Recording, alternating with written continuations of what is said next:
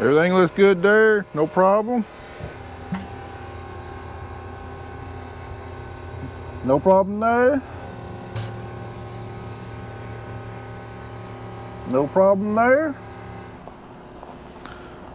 Well, there's a problem. She ain't got no gas in it.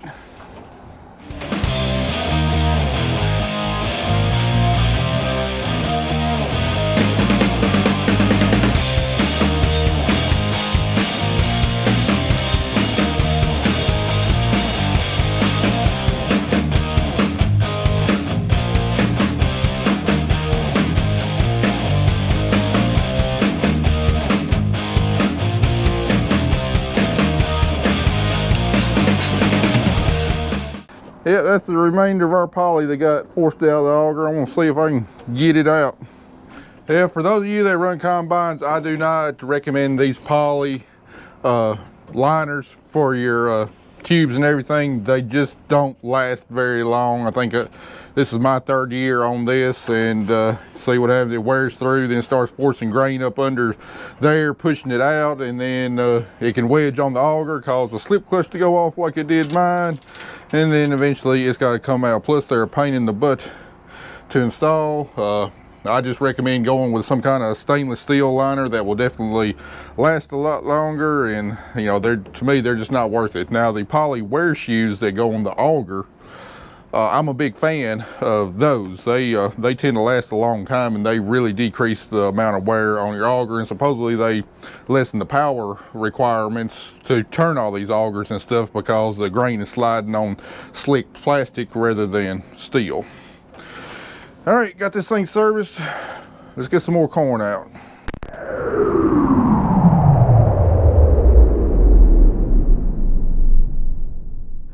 Well, we got our first little bitty field on this real busy road here in Jackson done. Now we moved over here to another small field. Andy's gonna have a real fun time getting out of here and getting up on this road. Got lots of traffic coming both ways, even though in the time I had my camera running, hadn't had anybody drive through.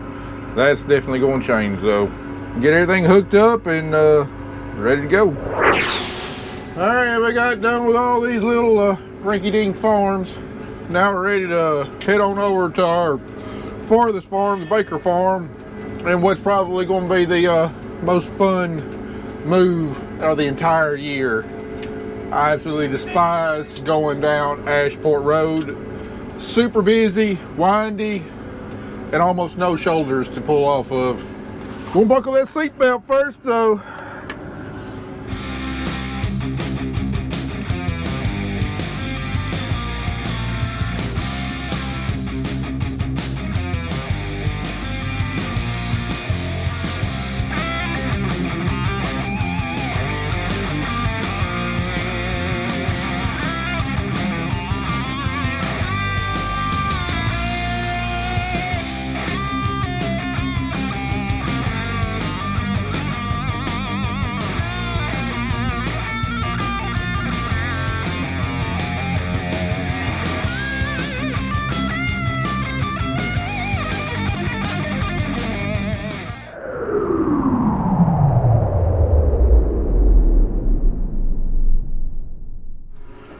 Well, that literally really sucked.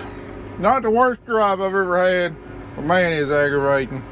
Guys, if y'all haven't seen my video how to encounter farm equipment on the road, please do so. It gives some helpful tips when you're meeting, you know, farm equipment. Like I had 2 people there on the road. They're trying to be good Samaritans. They're trying to help out, but I'm already pulled over on the side of the road, letting people pass, and then they're coming towards me, and they stop 100 yards in front of me, pull over the side of the road, and then wave me on after I've already come to a complete stop.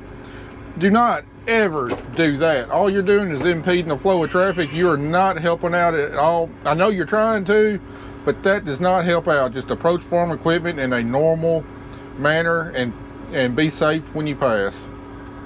All right, now Kelly's at the doctor. I didn't time that up right at all, so me and Andy got to get all the equipment moved over here, but we'll bring you back here after a while. Well, I tell you what, we've been rolling today.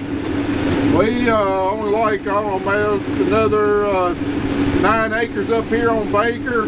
You know, we had all those little farms do, had to move all the way over here, not even dark yet, and you know, I was wanting to get through with this farm today and thought that was pretty optimistic, and we're gonna get done relatively early. Might even get a chance to get moved to our last farm. But tell you what, Andy's been hauling butt today. Haven't had to wait on him very much at all. He must have been putting the pedal to the metal on that International. And it's not like, you know, this corn ain't doing good.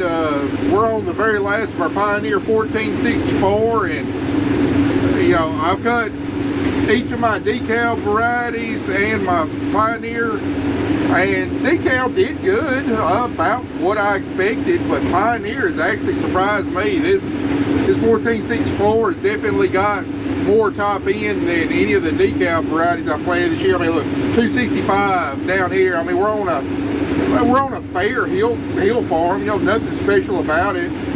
If it weren't for all the field edges that were plumb terrible on this farm, you know, the average would be a lot higher than what it is. Just the field edges on this farm have never been good.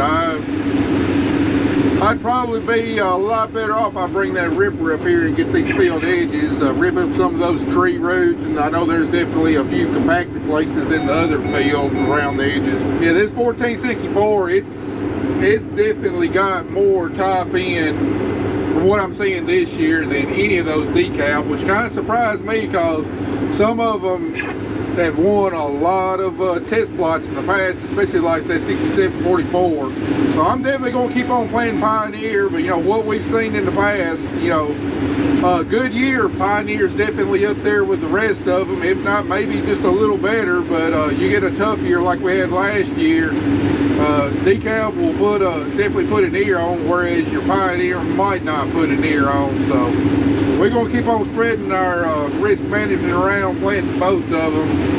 But 1464 is going to be in my portfolio for as long as Pioneer makes it. That's for dang sure. I tell you what else is really impressive this year. Last year we didn't even fill up one of our bins. This year we're needing 3 bins to hold all of our corn. With roughly, actually I think last year we had just a few more corn acres than what we got this year. Now that's impressive. Now if only I'd sold a whole lot of it at, you know, when it got there around $6, but I got greedy, thought it was going a little higher. I sold just a little bit. I should have sold a lot more.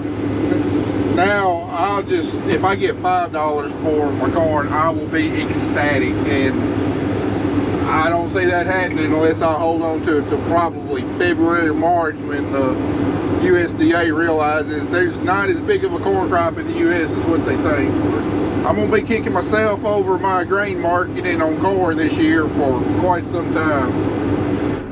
Oh me guys, I need to change my underwear. For the last hour and a half, I've been stuck on this steep hill right here with a service truck and the header. This is a pretty steep hill. We ain't never had no problem before pulling the header up there with the service truck, but it is so dry up here. They didn't get the rain we got back home, and this tall grass, hey, it was slick, and it spun out right there. Oh, and there's the hat that I left. We'll go ahead and get it.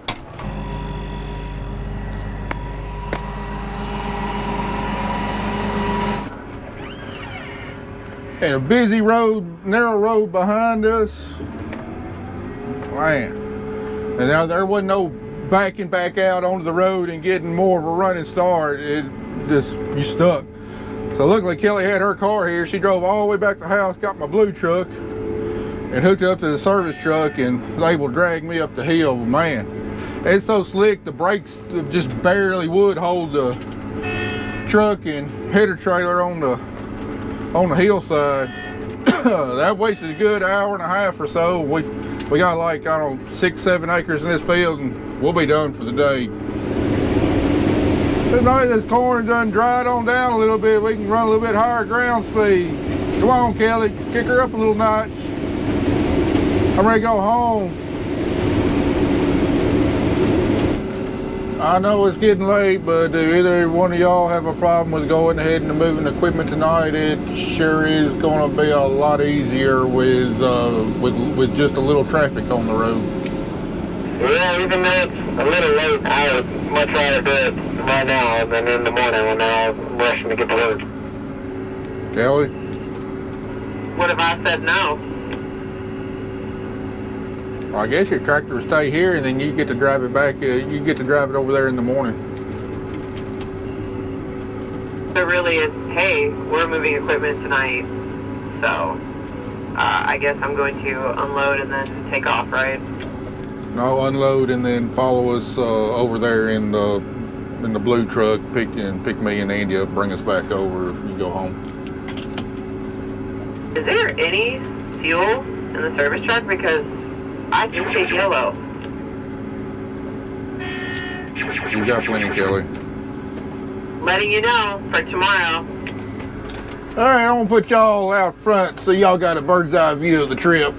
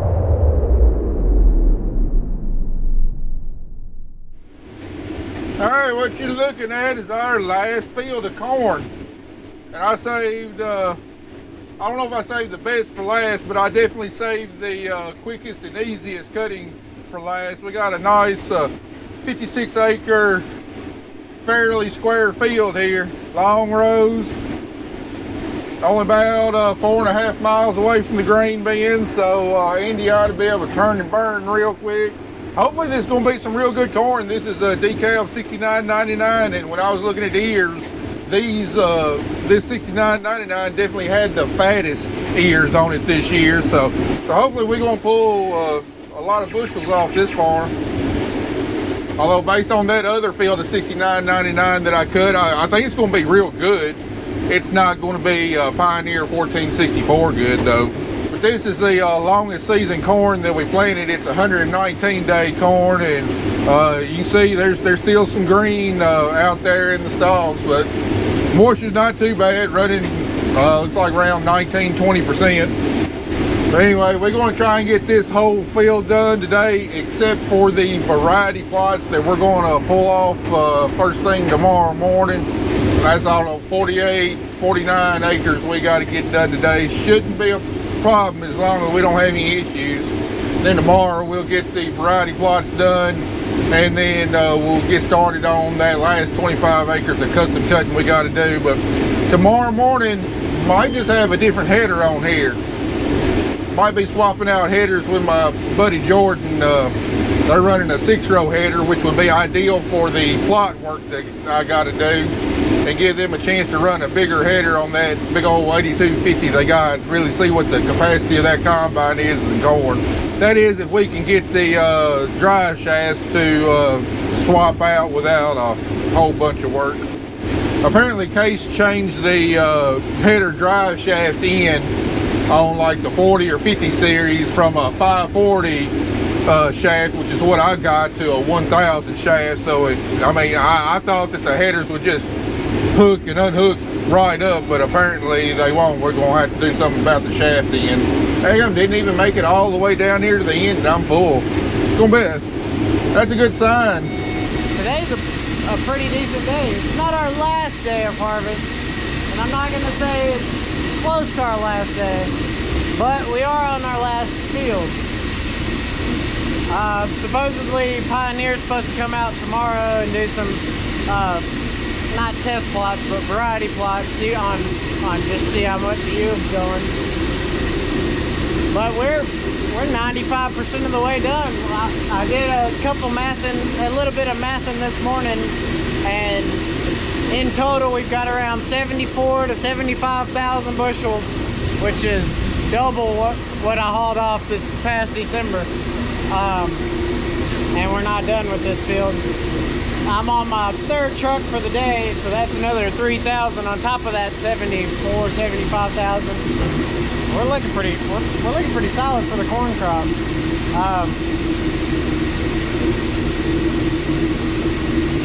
My train of thought has gone. And my setup over here is pretty fancy. I don't really sit in the chair just the whole time. I'm mainly walking back and forth to the refrigerator to keep my drinks cold, and my fan here, it feels wonderful, but it's mainly so I don't have to wear a mask when I'm dumping, because all that red right there, the Red Sea, could have been in my nose, or I mean 90% of it's still in the bin, but with that fan, you can see, you can just see, I have painted the yard pinkish red. So that's the main purpose of the fan. It just has a double use as cooling me down and being wonderful. Notice where Andy and I are parked, because somebody was banging on a header this morning. Lots of nasty words were said. Lots of dirty words were said. So now he's trying to cut through all that kudzu. And I don't know if he's gonna abort mission or keep trying. I think he's aborting the mission and going around. So I get yelled at all the time to hurry up, do my job, move over, whatever. I'm going too slow, yet look who's playing with toys on the farm.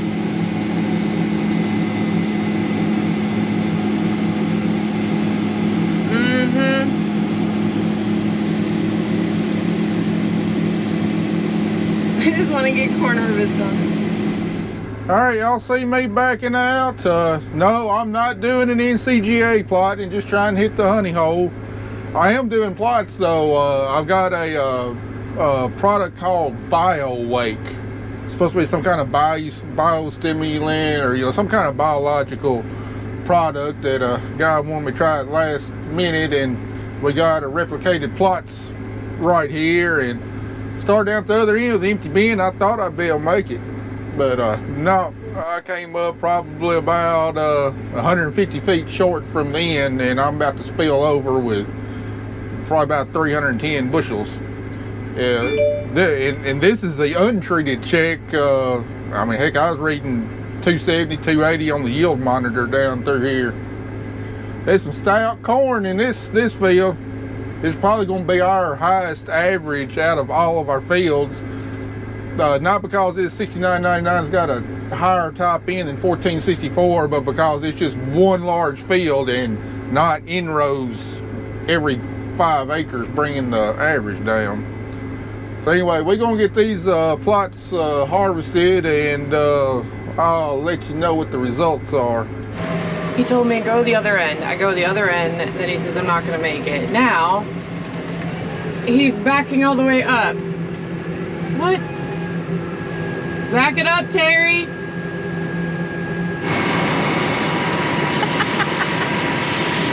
Oh, look at how that money is just dropping. Oh, he's really getting it now. Stretching. Get that stretch in, honey. There you go. Hi. You? The best part is that video that just posted, it says, we have cab corn. I'm watching that video right now, and he's cleaning corn off the cab. See, he's not always happy, people. So we had to move some farms around the last couple of days because I had to go to the dermatologist because they were concerned about a few spots that they had found a few weeks prior. That is not the health issue I'm battling right now. This is on top of that because, you know, God thinks I need to be in multiple hurricanes at the same time. Basically in a boat that's held together by duct tape from Walmart. Not the good stuff. So, I had some spots burned off. Cause you know, why not? So Matt had to rearrange what farms we had to do because I just keep having all these awesome health issues pop up. Apparently cancer is the word of 2023. So, yeah, but get yourself checked if you see anything wrong with your skin. I did, that's why I went, and they were a little concerned, so I wanted a certain doctor to do it because I'm not comfortable unless this one doctor does it, because I've always seen her and she's fantastic, so I had to wait for her to have an opening. Got in right away and she took care of me. So I'm gonna go back in 4 weeks to have a few other spots looked at, and hopefully they won't have to do any surgery because I can't handle anymore right now. So this is my PSA to wear the sunscreen, wear the hats, protect your skin when you're outside working or even if you're on vacation. I got this awesome bandana at a gas station in Missouri for $1, a whole $1. In fact, I got 3 of them. So they're better on my forehead than hats, and they offer plenty of protection. Also, because of that surgery, I have problems with the right side of my face, and I actually had a person ask me if I had a stroke or Bell's palsy one time. That's awesome. No, I had all the nerves cut over here, so it's just not working. I'm gonna have to do some kind of like speech therapy or watch myself in the mirror to get it to work, but at this rate, I'm like, it is what it is. So I'm kind of starting to feel like Job with all this crap going on. And I'm gonna attempt to make it look somewhat decent because I ain't got much left. And my sanity's gone, so he's coming back for more. This is our last farm of corn. Thank you, Jesus. It's doing very well. So I think his plans of trying to be done early may not work out so well. It's also 90 degrees outside in September, and we're supposed to have high 90s, 80s for the next 3 weeks. So I see cotton coming along a lot quicker than he thought, and I think we're not going to get a break, and it's going to be back to back to back. I think we're on day like 13 in a row working, so, and no rain in sight at all on the forecast. So we're just going to stay busy. All right, we just got the plots harvested and weighed, and Kelly got to shell a little corn on while I was measuring the distance on the strips. But anyway, the results are, I'd say it's inconclusive. Say this product is called BioWake. I got it through my Helena representative. I don't know if that's a Helena product or the company that contacted him wanting somebody to put it in some plots. But anyway, it's called BioWake. And see, the first untreated plot came in at 240.64 bushel per acre. The treated plot right beside it came in at 240.72 bushels per acre. So an increase of 8/1000 of an acre. The next untreated plot came in at 245.37 bushels per acre. And then the next treated plot beside it came in at 253.94 bushels per acre. So there's virtually no difference in one plot. In the second plot, the BioWake came in at about 8.5 bushels an acre better. Inconclusive, but I saw enough to maybe put in some more plots again next year and try it. You know, I'm a big proponent of everybody testing on their farm under their conditions, and we do. That's exactly what we do, but we don't ever just go off 1 year's worth of yield data. If we see some promising results, you know, we'll test it again the next year, and if we see, you know, multiple years of seeing a positive result, then that's when we start implementing it as a, you know, a proven practice and using it consistently. So I'll talk with the rep, see if they want me to put some more plots in next year, and if I got enough space, I just may do that. Now, I don't know what the cost per acre on that BioWake is. I didn't ask, but if I decide to put in some more plots, I'll find that out for you.